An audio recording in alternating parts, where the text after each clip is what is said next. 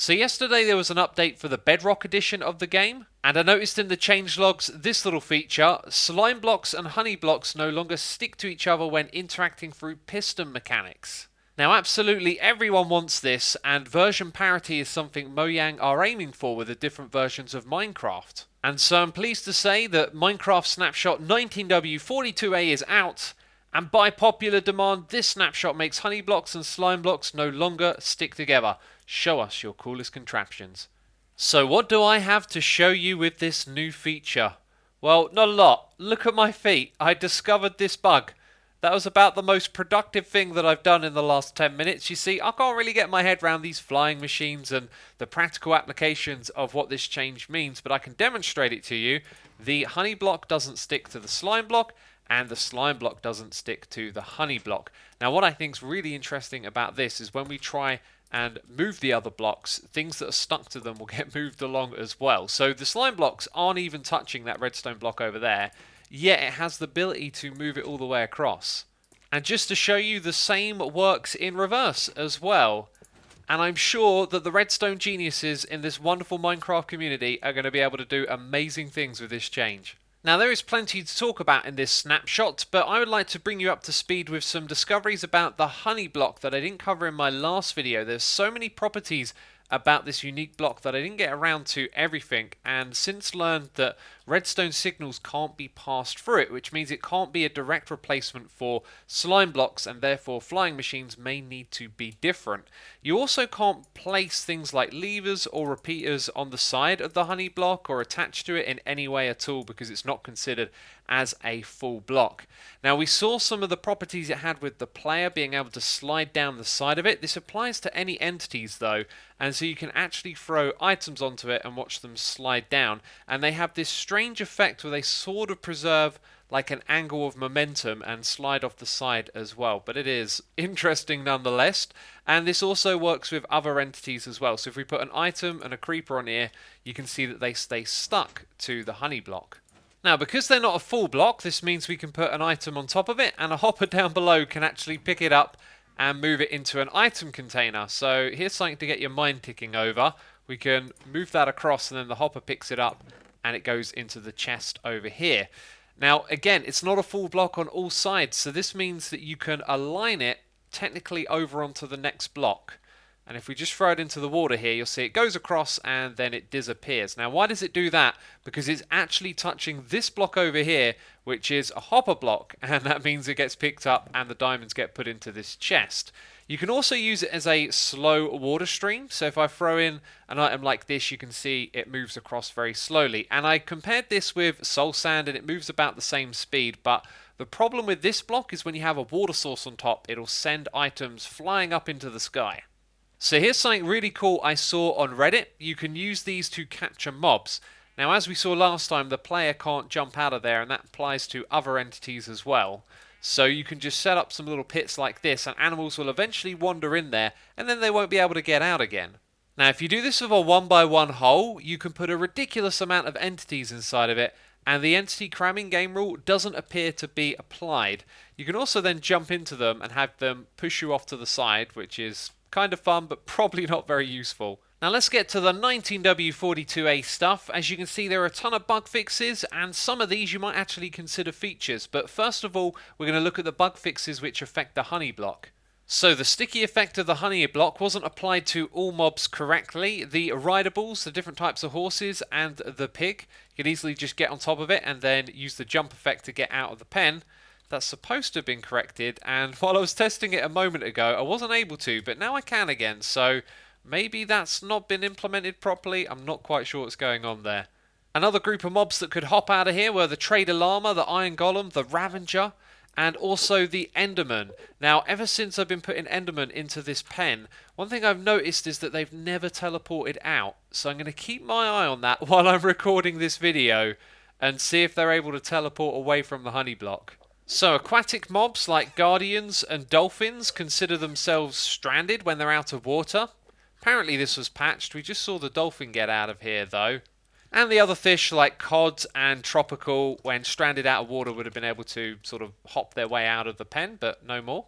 And the ones that would ignore the rule entirely were wolves and foxes, and then also slimes and magma cubes. Now I think it's nice to have some exceptions in this game. I think it'd be really cool if like slimes and magma cubes were actually able to jump out of the honey blocks, you know? But now it seems they're going to apply it to every single entity. Also, this Enderman is still here. Hasn't teleported yet. And last week they said that mobs wouldn't walk over honey blocks, and then that not actually happening has been listed as a fixed bug. Yet they still walk over the honey blocks. And last of all, little news related to the honey block. We had a tweet from Kojo, one of the developers, confirming that crystallized honey and wax block textures won't be part of this update.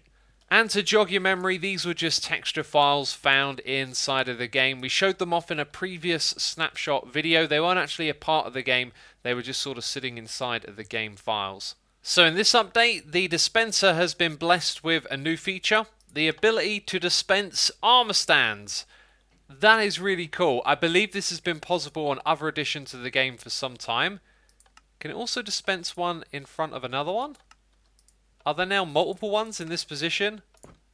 Yes, there are. Okay, you can use it to stack a bunch of them together. Well, I am disappointed because this is listed as fixed. Fire charges being able to light a dispenser, but no, they seem to just go straight past it. I was going to test the different distances, and I also tried it like this. Despite supposedly being fixed, it doesn't seem to be a thing yet.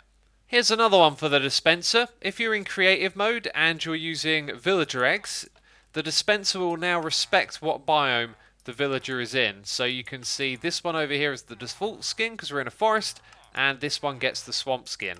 Okay, this is cool. Placing wet sponge in the nether will now make a sound. And creepy ambience. That is actually a new sound effect, I think. So I wasn't sure what to expect, but we got something new. We're no longer on the latest snapshot. I'm on the Hermitcraft server in 1.14.4, and I wanted to demonstrate what flying is like when you play on a multiplayer server. I'm sure some of you experienced this. I'm right-clicking and tapping spacebar to open my wings, and the timing just doesn't want to work out for me. Now here on the website, it says elytras can't open if the server is lagging or when moving upwards. And reading the bug report here, this really does sound like the common issue of just trying to fly with your elytra on a multiplayer server. Now I am unable to recreate the environment to confirm if this change is going to really make a big difference or not, but let's cross our fingers and hope for the best. Maybe Mojang have found a way to make flying off the ground with your elytra a lot easier. So getting deeper into the bug reports, you're going to see a lot of these are just about small inconsistencies and a lot of stuff to do with rendering. So first of all, the witch. When we attack it, the witch should start drinking a potion. And you can see that they're not holding the potion anywhere near their mouth, which is rather strange. And so here in the latest snapshot, the witch will be seen drinking the potion from her mouth, which makes a lot of sense. Another inconsistency that's been noticed, the inside of enchanted armor isn't enchanted. And in this snapshot, you can see the insides are enchanted as well. Okay, I've shown this bug plenty of times. You go to throw the trident, then you hold down shift and it's sort of floating above your hand. No longer the case. See, still in my hand. So this alignment issue and other ones for things like slabs and carpets when you're in F5 like I am right now have been fixed. Let's play a game of Spot the Difference. Did you spot it? Apart from the environment being totally different, the arm now moves when you right click on a redstone ore. There are tons of little inconsistencies like that they focused on this snapshot. I'm not going to go through them all. But for example, if you hold down right click on a button, it will only do it the once when you press the button down, as opposed to constantly swinging the arm over and over again. Here's another one that's been spotted. If you just right click on a block with your shovel, the arm swings. Now it should do this with grass blocks because you're creating path blocks out of them.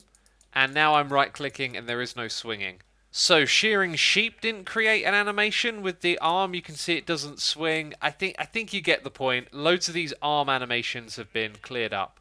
Now there are lots and lots of issues related to rendering in this update. And one of the ones I was a little bit disappointed to see changed is these are back to how they used to be before. You could kind of see the back of the block through it, which I thought made a lot of sense. I also wanted to do a little comparison here. We've got our funky blocks that the Endermen are holding. The item frames are too bright and the inconsistencies on the top here are still present.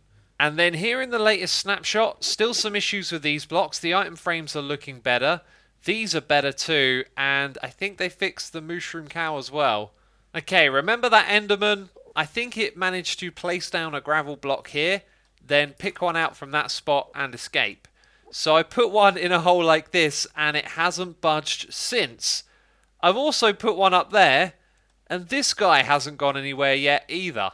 Well, anyway, that's all I've got time for this one. I hope you have enjoyed it. Of course, make sure you subscribe to the channel if you want to catch these snapshot videos, and leave a like if you enjoyed it. It supports the channel, so thank you for doing that. I will see you probably next week with yet another one. Bye-bye.